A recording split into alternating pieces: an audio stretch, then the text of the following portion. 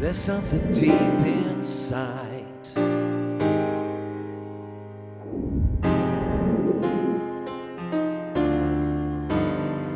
There's nowhere to hide.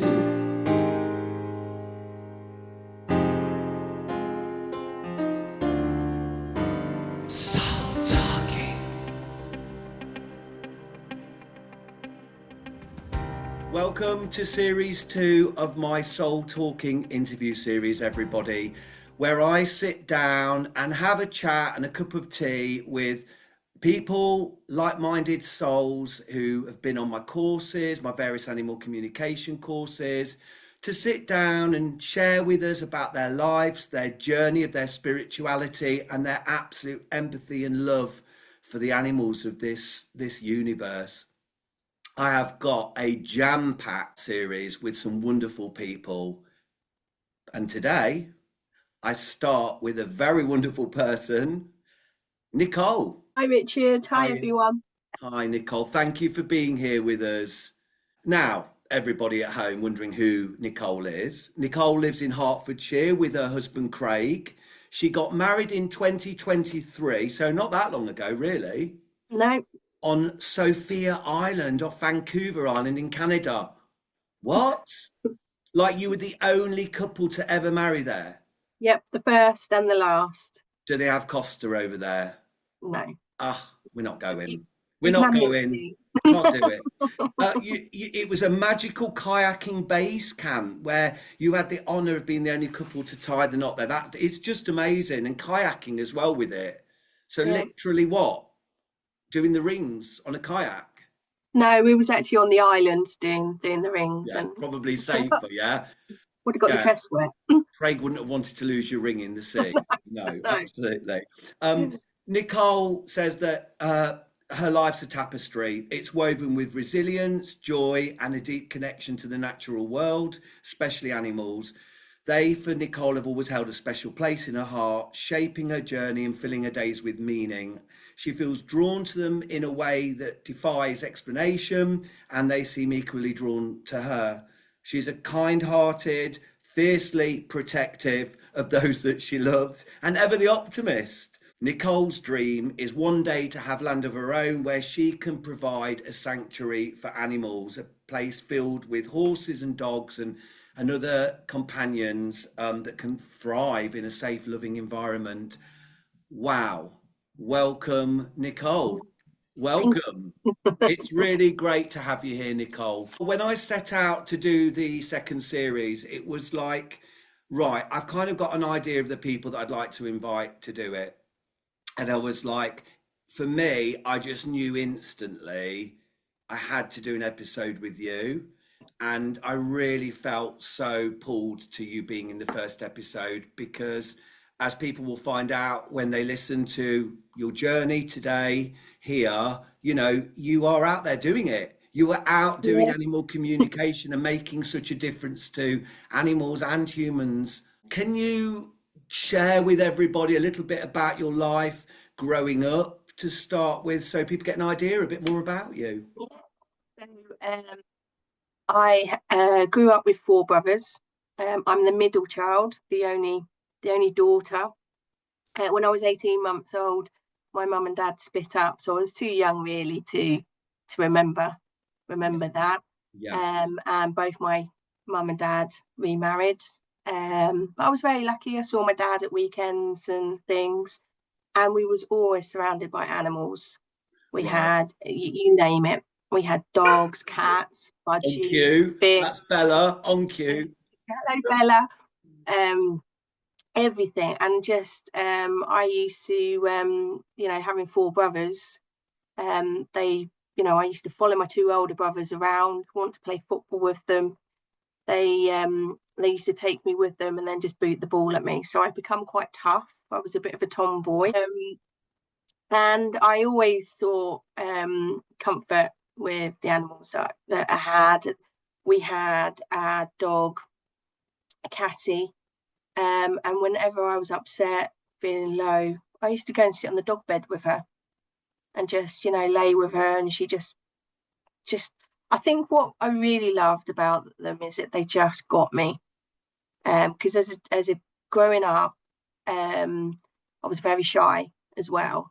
So Okay. I was extremely shy when I in my younger childhood. Right. And although I had friends and I made friends, I Mm. struggled with that. Right. Okay. But animals I just gravitated to, and if they're in the street or it's a cat outside, or I would just It's so find it easy. easy. So Yeah. easy, isn't it, with animals? And They they would just come to look. you as well. Yeah. Yeah.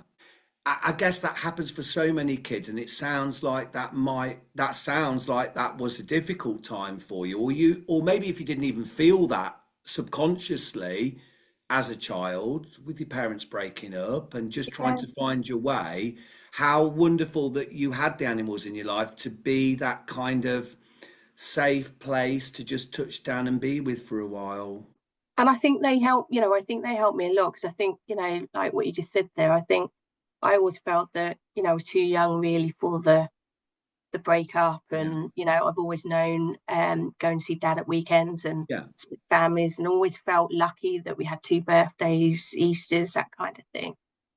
But I think having the animals just gave me Yeah. that comfort. Yeah. And being shy as well, I think, I I mean, I can't remember believe that you sitting were behind. shy. I know. Not anymore, am I? No, They can't no, shut she's me up. not. She really isn't. Can't shut me up. Yeah, I'm kind of like the life and soul of the party now. Yeah. But I mean, I remember sitting behind the sofa, and That shy. yeah, and it'd be, my dad say had a Doberman boots, and she'd come and sit behind the sofa with me, and no one worried about me. You could just hear him going, "Where's Boots?" Boots. I loved that. And you had a really good relationship with Boots. Yeah, she was lovely.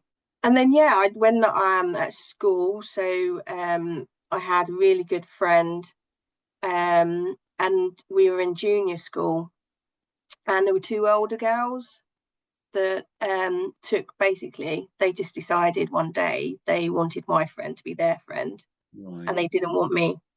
right. So I didn't receive a huge amount of bullying, but it went on for a significant amount of time. And they even made a song up about me, Right. which I can still remember to this day. Wow. Um, but it come to a head one day. We had a cat at the time, and she used to just come and sit with me all the time. I'd get home from school, I Right. wouldn't be going out. I would Yeah. spend my time with Holly, and That was and her then one name, day, Holly. Holly was her name. Yeah, she was a lovely cream British short hair. She's Oh. beautiful, really Oh. beautiful. Um, and then yeah, one day I was sat on a bench just next to the school, like building wall, and I was sat with a friend, and these girls come over and they stood on the back of the bench and just started jumping over me. And every time they jumped over me, they just kicked me in the ribs. I guess as a kid, you must have started, you've already said you were feeling like, well, what's wrong with me? But then them doing that, did you start to get to that place of thinking, well, I must be different in some way? Yeah, I did feel different. You did. Um, yeah, I think because I was a tomboy, and then at school, we had to wear skirts and things, and I never felt comfortable. Right. Okay. And I loved sport, and I always wanted to play football. And Yeah. I had a lot of friends that were boys, so I played sport with them. Yes, so I think I was different. Yeah. I wasn't a girly girl, No. and I'm still not a girly girl. And just so this particular day, it just come to a head, and I was a fast runner, and I got up and ran, a bit like Forrest Gump, just Yeah. got up and run, Yeah. and I didn't stop running, and I actually run all the way home. Yeah. And I remember running through the door, and we had a dog at the time as well, was Holly. And I remember it was almost like the dog just was just like there. And Cassie was like, it was almost like she wanted to go and find out whoever was um, had done this. She was really upset. My mum took me back to school, and it got all sorted out. And interestingly, the bullies then wanted me to become their friend, and they then wanted me to try and bully other people. Which it didn't happen, but it was quite a traumatic time. But even at that time, I think I knew I was different because I could stand up for myself in what I felt was right. Kids struggle with that. Yeah. And then going forward, we went to secondary school. I struggled in the first year. Mm, I struggled to make friends, and that was because I was shy. mm, Um, and I just didn't know what to talk to people about. mm. Yeah, the So social side of things. yeah, I It's just difficult to try because we go to school and we feel like we it's conditioning, as we know, and we feel we've got to fit in. There's all that peer pressure. Doesn't matter. As a child, it's very hard to stand aside from all of that and say, do you know what? I'll just walk my own path. We can do it so much easier when we're older. But as a kid, that's really difficult. and I had a budgie at the time Right. called Wazzle. Wazzle. Yeah, Wazzle. but What does that mean? there was there was a cartoon or something at the time. They were called the Wazzles. Remember them? Not the No, Wurzels. no, the Wazzles. No, I don't remember it. Um, I used to talk to him a lot. He never talked. Right. Um, but I used to open the case. So when I like on a Monday morning, I want to go to school. I used to be crying. I used to open the cage and say, "Oh, you can come out." Mm.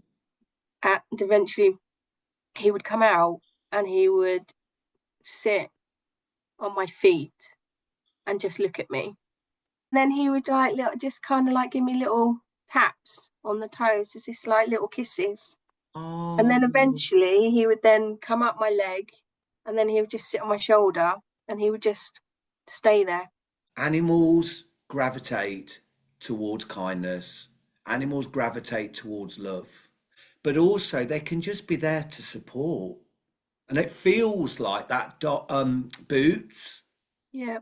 your cat, and was all they were. What after school? How did it all go?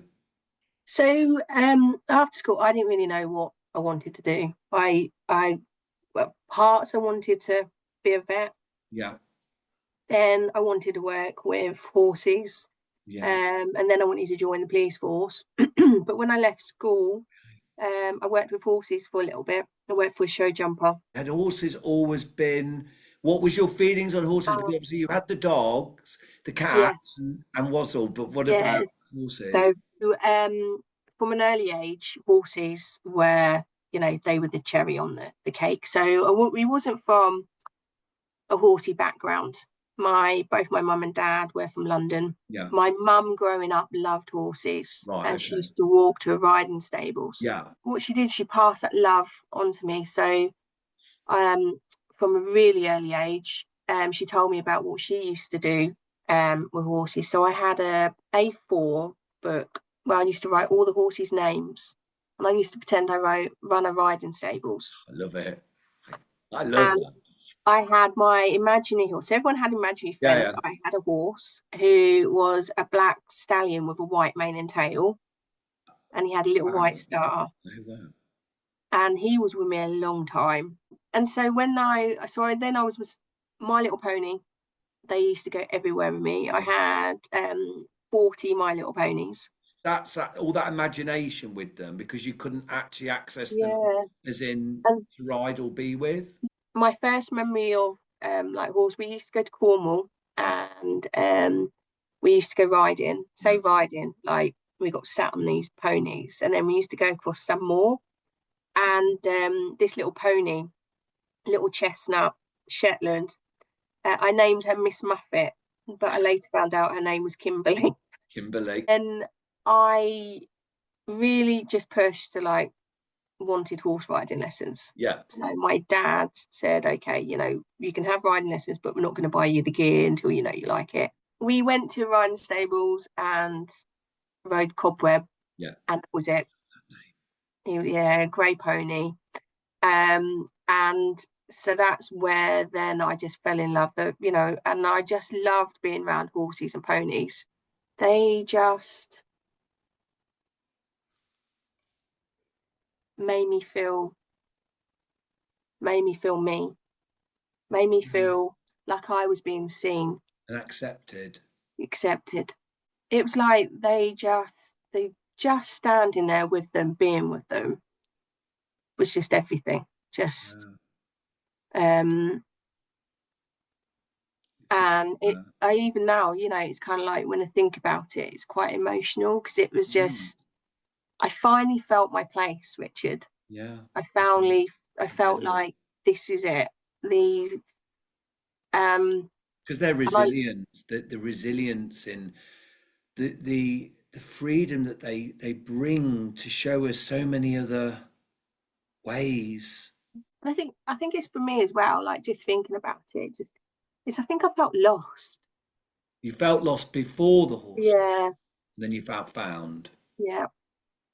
Like where I talk about Yeah. like making friends and things, I didn't really feel like I had, No, something of my own, tried no. different things. It just wasn't right. But, all of a sudden this was this was just so real.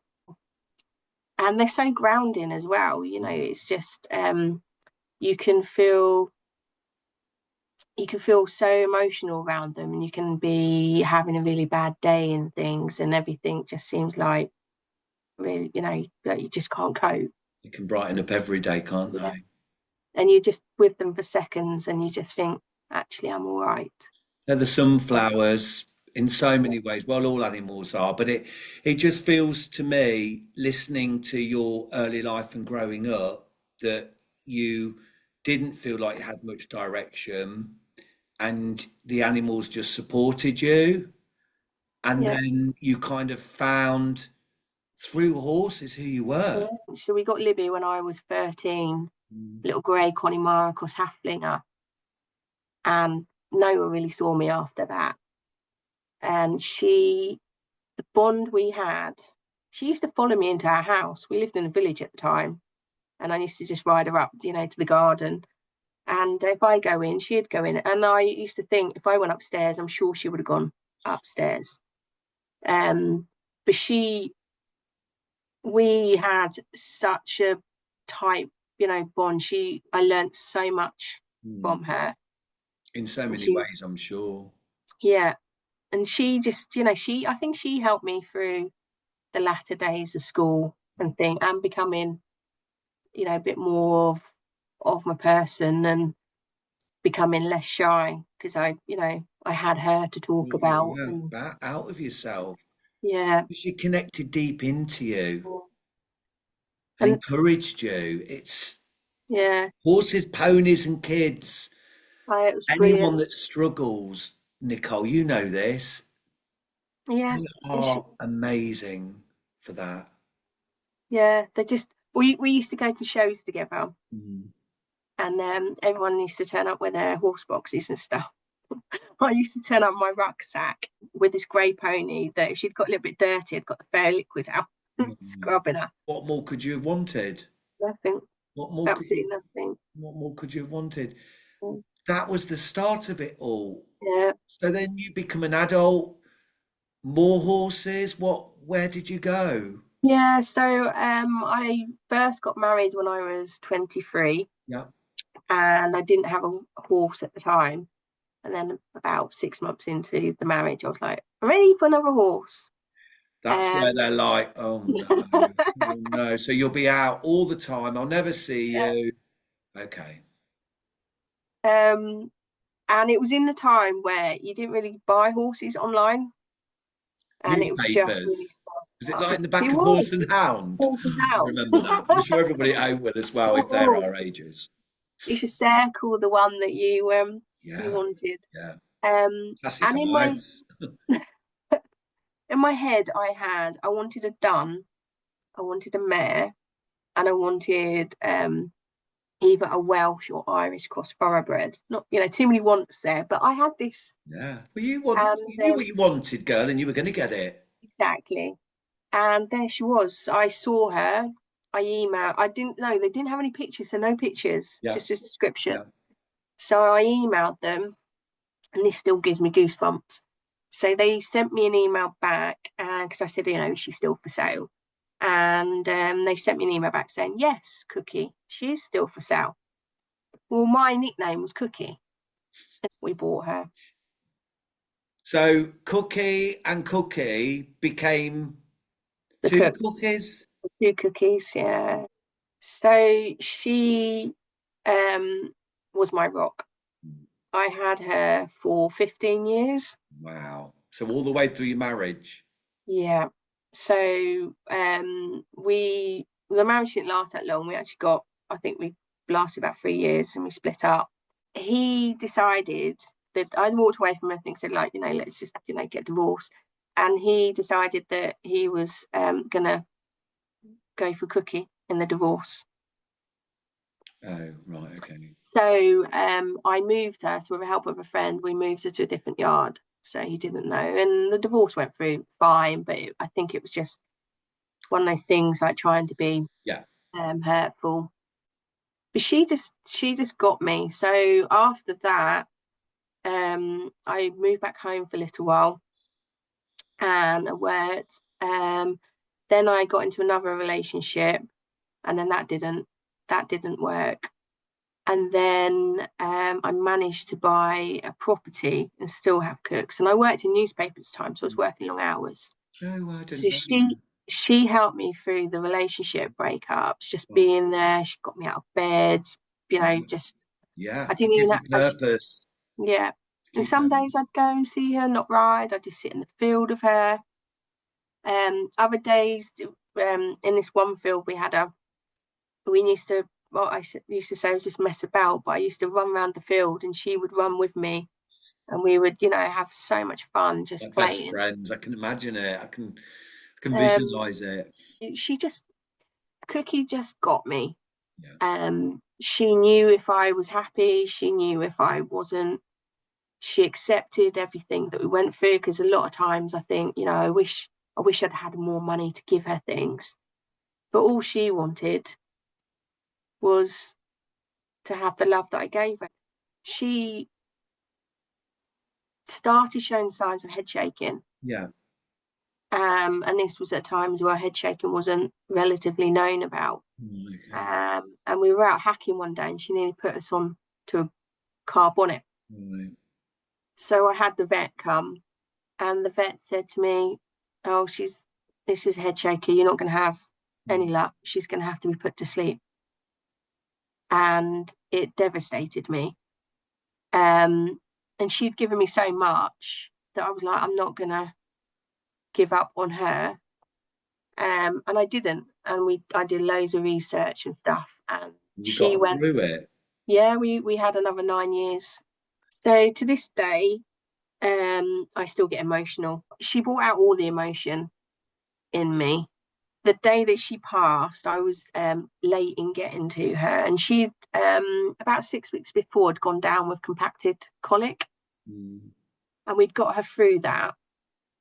And this particular day, I got there, and she seemed okay, and I'd given her feed and stuff, and that, and I just thought she's doesn't feel right to me. Mm. And I was just about to go, and I said to my friend, "Can you just keep an eye on her because she don't look right?" And as I said that, she went down in the field. And we got her up. My friend said, "We're going to have to move her to a different field," because my friend's already thinking the worst. Yeah. And I got to spend an hour with her, telling her everything, That's lovely. hugging her, kissing her. She passed with her head in my lap and her last breath. Um, With her mum. with me. With her Yeah. mum, yeah. And after that, and I think this is where I started feeling something a bit different with the connection with animals, more to it, Mm. was that after that I felt her with me. Like I'd be walking along and Right. I just felt her behind me, or I felt her muzzle in my hand. And I used to think, I feel her with me, but if I start saying this to people, everyone's just going to say, "Oh, this is grief," So that and kind of feels like the start of it. That feels like the yeah, start of your opening up. I mean, with everything else going on in your life, like growing up, the bullying, the situations, figuring it all out, figuring out how relationships work, which doesn't, which does. The spirituality is that it's inside of you all along, waiting.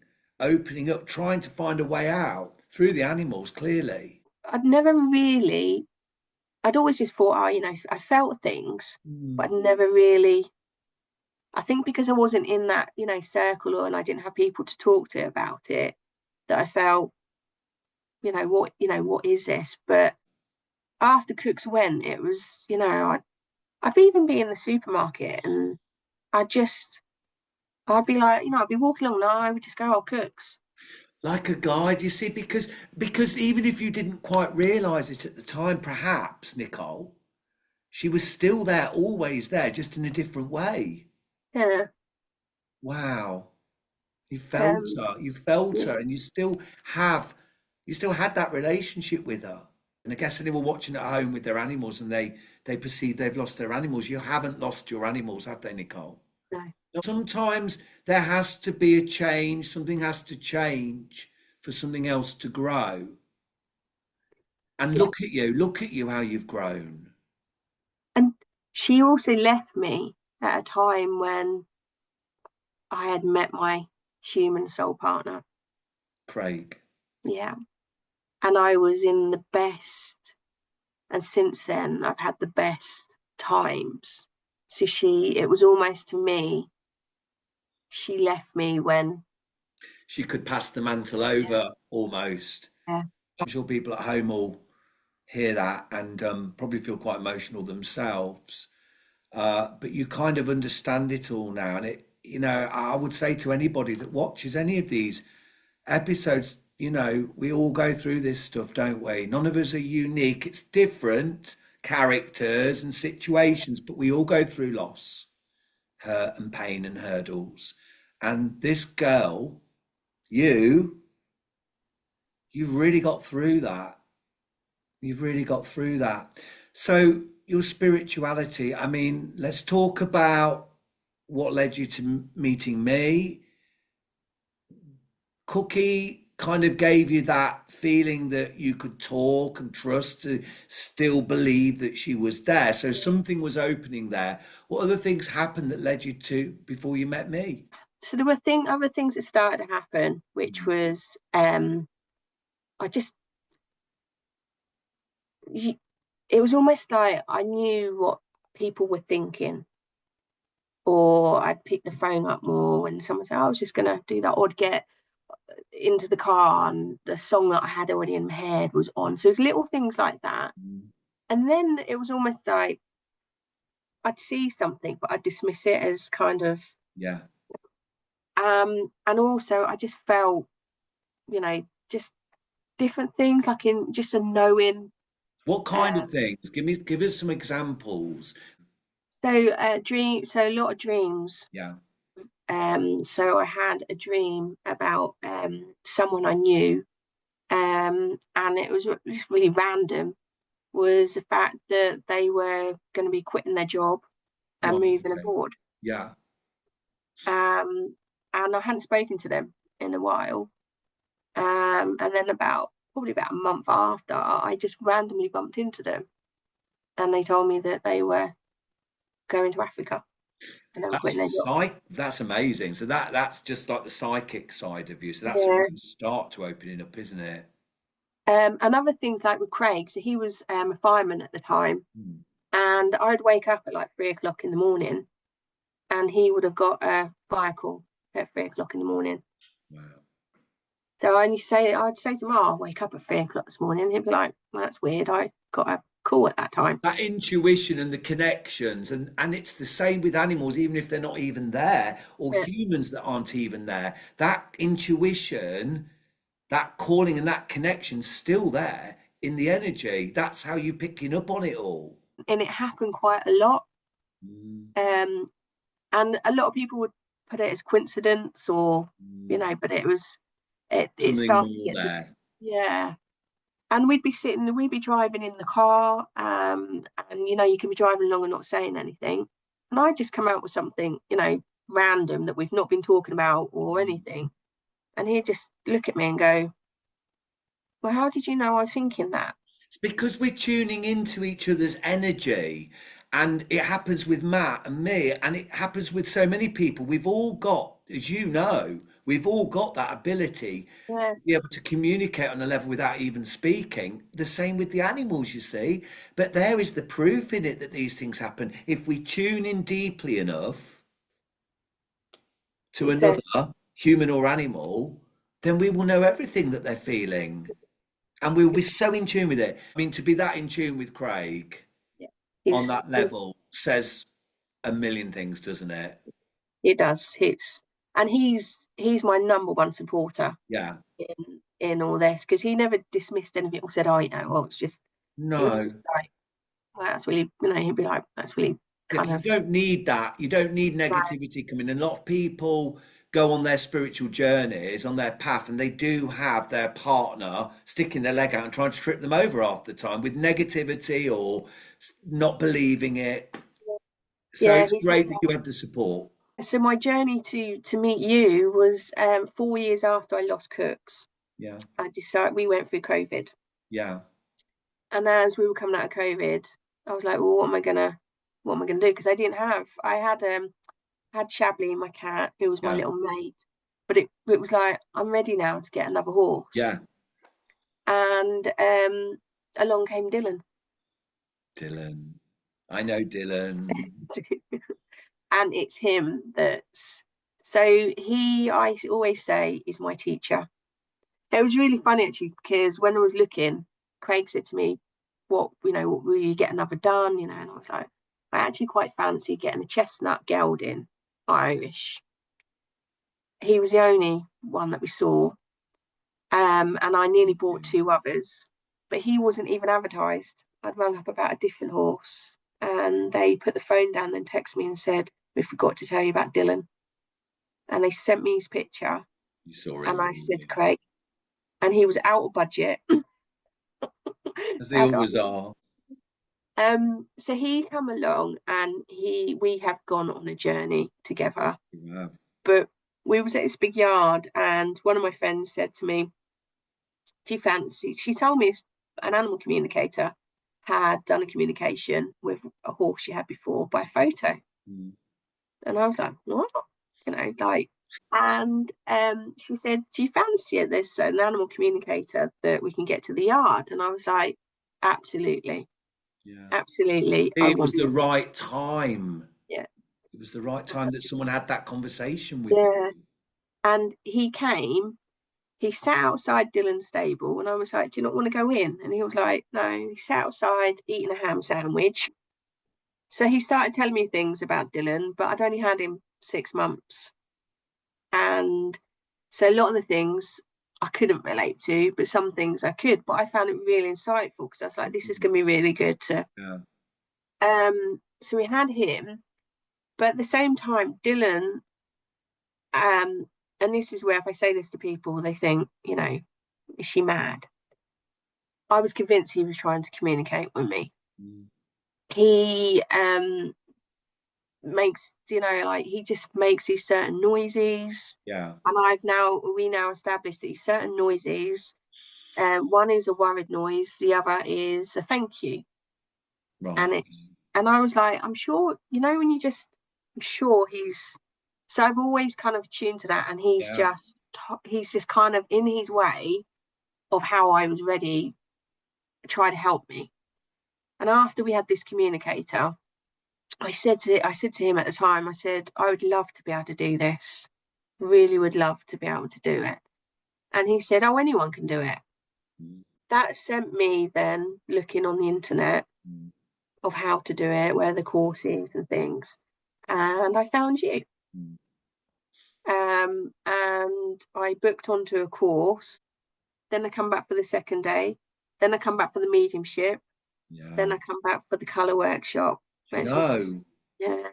I know. How did you find it? So, because it's about your experience and what you've talked about and who you are that led you to that place. I get that. How did you find the course um, align with your own understanding and what you'd started to work with? So I didn't know what to expect. In fact, the day before, I nearly didn't come. Mm. One of those, huh? Only because I thought, oh, I'm going to go and I I'm just not going to be, And there won't be a settee for you to hide behind because this girl no, didn't need to hide behind a settee anymore, right? right. It was just lovely because you made it so comfortable. Mm, right. And Yeah. straight off, it was just like, from the first moment I met you and then other people, and then we sat in the room, was just, kind of like, I feel this is so right. Tribe. Did you feel like it Yeah. was because it was like-minded? Yeah. And it was really interesting to listen to other people's stories. And Mm, there was a lot of people that, had opened up their, everything before, and they were all in tune. And I sat there and I was thinking, well, my experience is very minimal. The reason I'm here is because of basically my two horses, and not really understanding. I didn't still wanting then to didn't really understand them more. understand. Yeah. You wanted to understand them more. I get that. Yeah.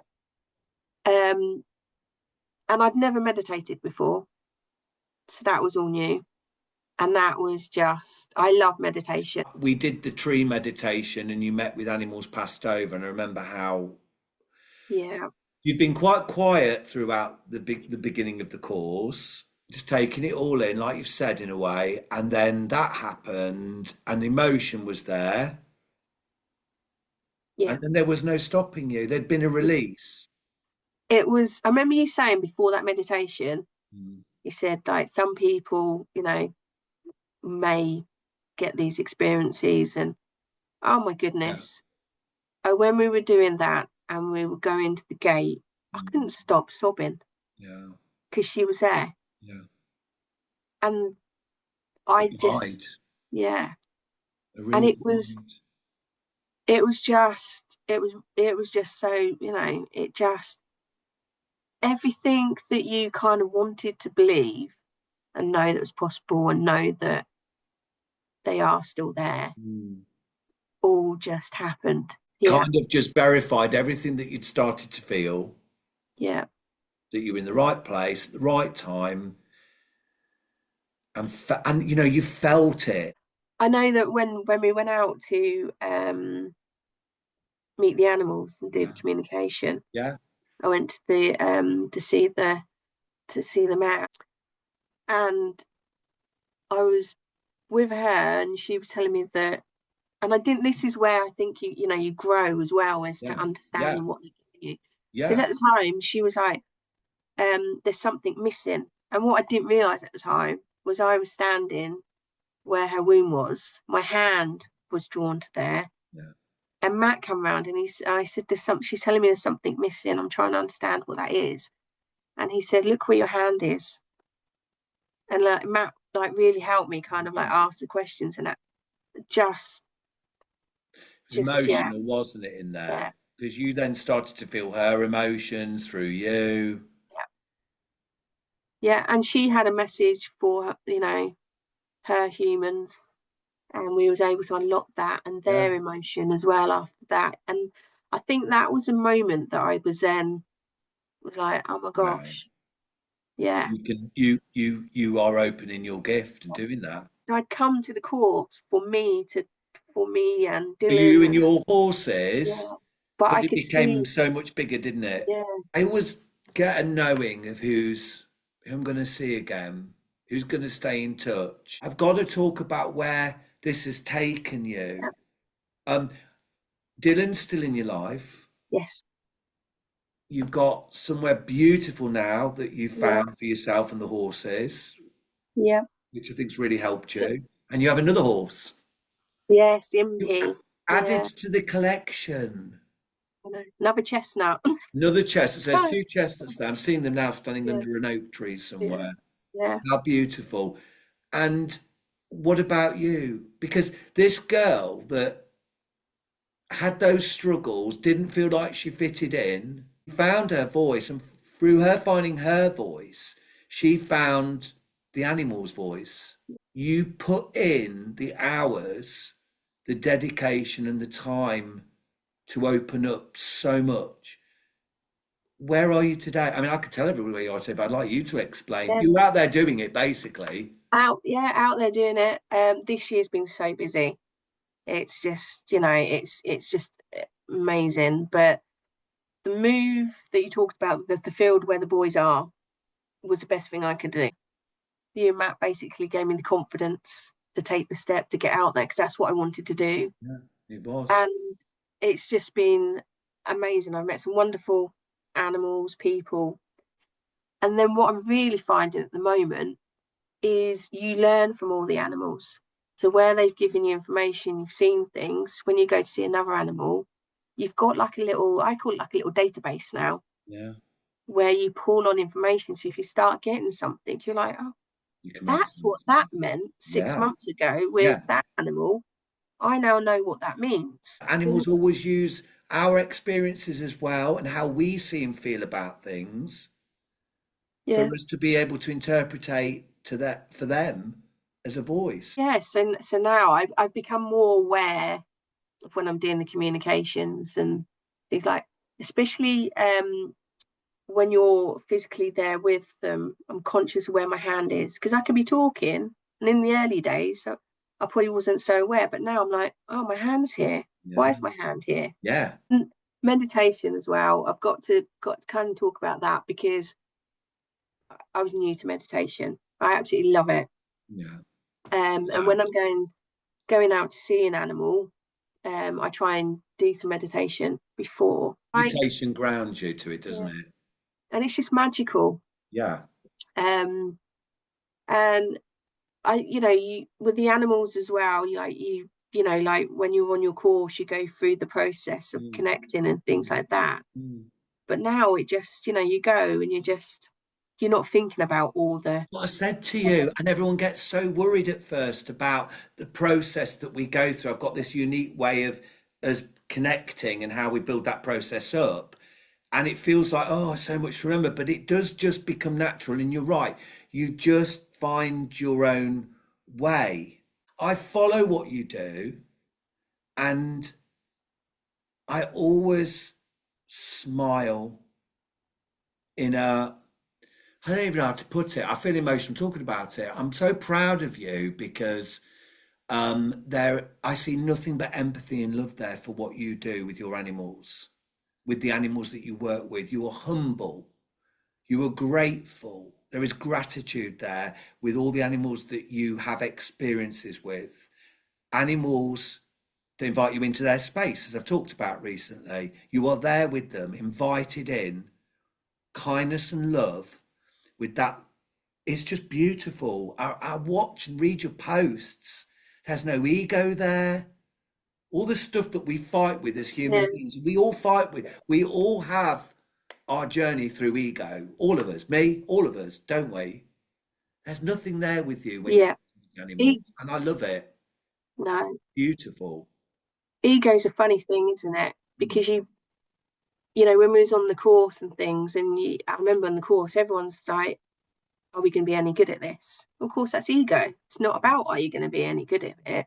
I was going out, I'd be like, what if I don't get the information, or and then I'd have to stop myself and go, you're going to see the animal, you're going to hear them.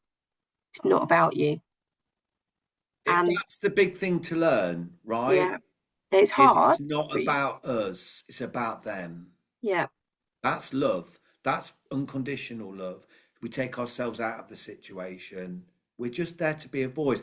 It's a massive thing to be, but yeah, we're there to interpretate their yeah, feelings, their emotions, their life situations. yeah, Beautiful, isn't it? yeah. They've And you been just, waiting all their life for someone to just listen to them, yeah, hear them. yeah, You're doing it. yes. Yeah, it's Oh, honestly, but that girl hiding behind the settee. I know. I mean, I used to love the film Dr. Dolittle, and it's like, oh my gosh, I'd love to talk to the animals. You kind of And are. yeah, You kind of are Dr. yeah, Dolittle now. it's, and I always wanted to work with animals, and this is just the best to hear them, to help them, You're doing it in such and a beautiful way, in such a it's real way, an authentic way. And that's what I love so much about your work. Oh, I feel emotional. I've got to be honest. Um, I mean every word I say to you, I really do. I am but one small moment in your journey. And gonna cry. I'm so proud of you, I really am. Thank you. I I'm, really s- am. I'm so glad Dylan pushed me your way, We all love a chestnut. don't we? We all love a chestnut. Um, Nicole, thank you so much for being here in this space, sharing sometimes emotional and difficult moments in your life with such authenticity, truth that shines from you. That light that shines from you is beautiful. I can't wait to see what happens to you and where you go next. Your journey continues, as all our journeys continue. But I wish you all the love in the world. I really do. What you're bringing to the animals is very, very special. I don't think that's something you could ever stop doing now, quite honestly. Um, Thank you, Nicole, for being here on the first episode of the new series. I hope everybody at home's absolutely been enthralled and watched it. Next week, we have another wonderful soul that's on their journey to talk about that with us over a cup of tea. But for this week, it's thank you very much to you, Nicole, for being part of this. I won't forget this. I really won't. It's thank you so much. Right, thank you. You're very welcome. Take care, Nicole. And to everybody at home, we'll see you next week. Thank you. Take care, everyone. Bye. Bye.